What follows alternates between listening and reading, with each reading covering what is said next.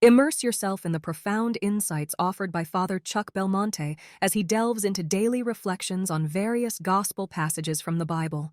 January 31st, Wednesday. We have abundant proofs of how generous God is. He has showered his gifts upon us.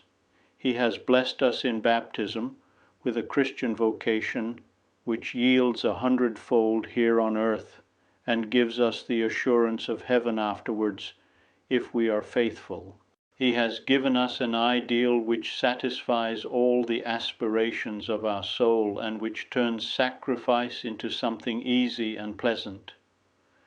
He has entrusted us with a divine undertaking which transforms our life on earth into a wonderful adventure. We are already happy beyond compare, and yet this happiness is no more than a foretaste of the joy awaiting us. And above all, he gives us his infinitely tender love, his own fatherly love. If God has loved us so much, how should we respond? What should we do for him? What should be the extent and the measure of our love? We must give ourselves completely in performing our duties and in generously responding to God's grace.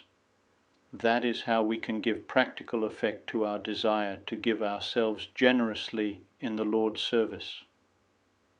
There are usually two ways in which God reveals his most lovable will to us. One is through the duties of our state in life.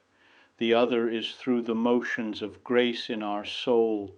Among the most important duties we all have are those prescribed by the commandments of God and the Church, and the personal commitments which our Christian vocation entails. These are a sure path to sanctity. Sanctity means love and commitment. It is not just doing the minimum necessary, and a vague general desire to be a saint is not enough. We need to take unwavering steps each day in order to follow Jesus Christ at the pace he sets. The inspirations of grace are another way in which God reveals his will. These inspirations may arise in our hearts or come through spiritual direction, but in either case, what we need is a spirit of generosity and docility so that we respond to them as we should. How good our Lord is! He has sought us out and taught us this holy way of being effective by surrendering our lives in a simple way, loving every person in God, and sowing peace and joy among men. Jesus, how very, very good you are. Our Mother Mary will help us to be generous. Do whatever he tells you. Was it not the persuasive way she said these words, and the look of love in her eyes, that led the servants at Cana to carry out Christ's command so generously, filling the jars right up to the brim?